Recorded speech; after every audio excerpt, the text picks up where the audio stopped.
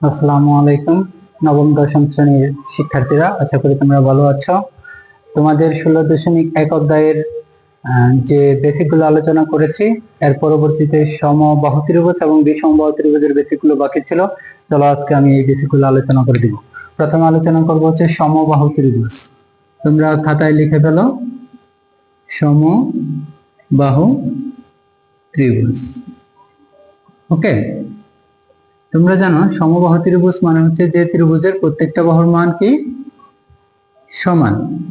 ধরো A B C একটা সমবাহু ত্রিভুজ, এই প্রত্যেকটা বাহু হচ্ছে বি থেকে এই সি পর্যন্ত যে বাহু, এটাও হচ্ছে এ বাহু, তাই না? এখন আমরা এখান থেকে একটা লম্ব অঙ্কন করে নিব। লম্বটা ধরে নিব এইচ। ওকে, এটা ডি, এডি হচ্ছে লম্ব। তাহলে যেহেতু এডি লম্ব এই বিসি বাহুকে সমান বিটি এবং ডিসি দুটো সমান ভাগে ভাগ করে, তাহলে a/2 এটাও হচ্ছে a/2। ওকে, যেহেতু এটা লম্ব, এটা সমকোণ হয়ে গেছে। ত্রিভুজ ABD সমকোণী কি সমকোণী। তো পিথাগোরাসের সূত্র থেকে আমরা কি জানি?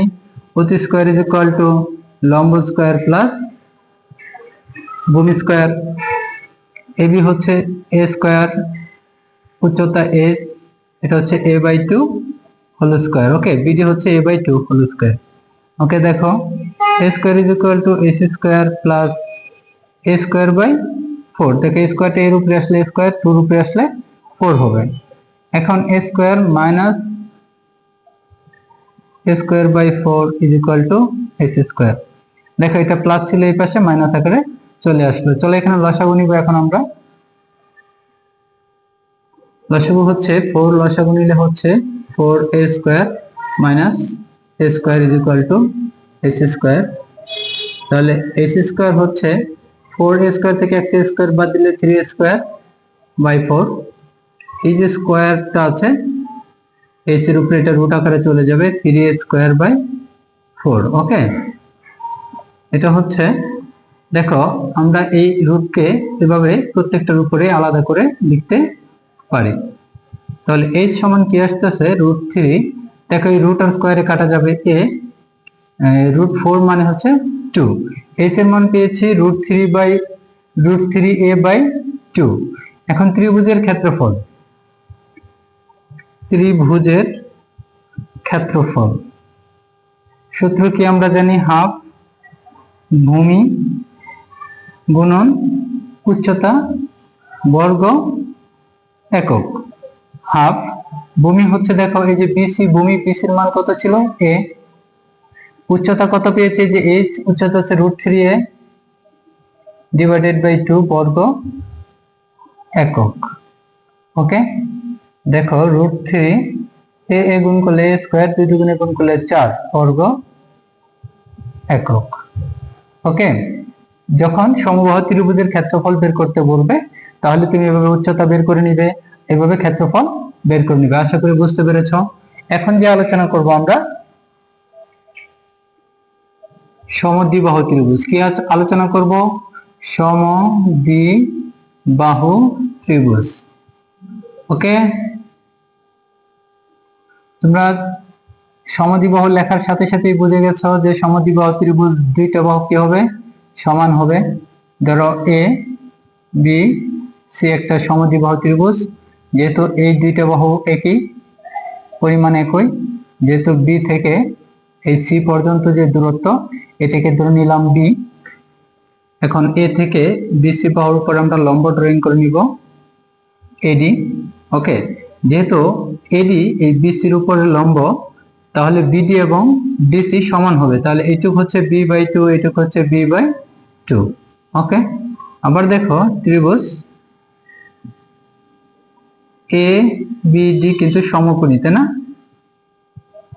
তাহলে আমরা পিথাগোরাসের সূত্র ব্যবহার করব। পিথাগোরাসের সূত্রটা কি? অতি স্কয়ার ইজ ইকুয়াল টু লম্ব স্কয়ার প্লাস ভূমি স্কয়ার। এটা হচ্ছে a square, h square, BD হচ্ছে b/2 হোল স্কয়ার। দেখো মানগুলো বসিয়ে দিয়েছি। a square is equal to h square plus b square by 4। Okay, a square minus b square by 4 is equal to s square. দেখো এটা plus ছিল, এই পাশে মাইনাস আকারে চলে আসছে। যদি আমরা লসাগু নেই, 4 লসাগু নিলে হচ্ছে 4a square minus b square is equal to s square. দেখো এই h এর উপরে যেহেতু স্কয়ার আছে, এটা যদি আমরা এই পাশে নিয়ে আসি, h রুট আকারে চলে যাবে, 4a square minus b square divided by 4। Okay, আমরা যদি এই রুটটাকে আলাদা করে দেই, 4a square minus b square divided by 2 হবে। দেখো এই রুটটা যদি 4 এর আকারে আসে 2 হয়ে যাবে, তাহলে h পেয়েছি হচ্ছে এটা, তাই না? এখন ত্রিভুজ ABC এর ক্ষেত্রফল বের করব। ওকে, ক্ষেত্রফল বের করার সূত্র হচ্ছে হাফ ভূমি। তোমরা জানো ভূমি কি? এটা এই যে BC-টা ছিল ভূমি, ভূমি হচ্ছে b, আর উচ্চতার মান এই যে বের করেছি root over 4a square minus b square divided by 2। একক কি হবে? বর্গ একক। তোমরা ক্ষেত্রফলের একক সবসময় বর্গ একক ইউজ করবা। b by 4 root over 4a square minus b square বর্গ একক। ওকে, তোমরা দেখো যদি সমদ্বিবাহু ত্রিভুজ বলে, তাহলে সমদ্বিবাহু ত্রিভুজের উচ্চতা বের করবা এইভাবে, আর ক্ষেত্রফল বের করার সূত্রটা হচ্ছে এই যে, তাই না? এভাবে ক্ষেত্রফল গুলো বের করে নিবা। আশা করি বুঝতে পেরেছো। তোমরা এগুলো বেসিক গুলো আরো বেশি বেশি প্র্যাকটিস করবে। মনে রাখবে এই বেসিক গুলো প্র্যাকটিস করতে পারলে তোমরা সকল অঙ্ক করতে পারবে, এমসিকিউ সহজে করতে পারবে, সংক্ষিপ্ত প্রশ্ন উত্তর করতে পারবে, আবার সৃজনশীল প্রশ্ন উত্তর করতে পারবে। আশা করি বেসিকের প্রতি ফোকাস দিবে, আর বোর্ড বই বেশি বেশি করে পড়বে।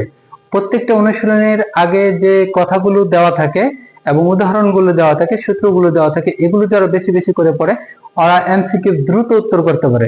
সো তোমাকে যদি দ্রুত উত্তর করতে চাও, স্মার্টলি উত্তর করতে চাও এবং ভালো ফলাফল করতে চাও, অবশ্যই তোমাকে বোর্ড বই বেশি বেশি করে পড়তে হবে। ওকে, একটা বোর্ড বই পড়া আর 100টা গাইড বই পড়ার সমান আমি মনে করি। ধন্যবাদ সবাইকে, বুঝতে পারছো?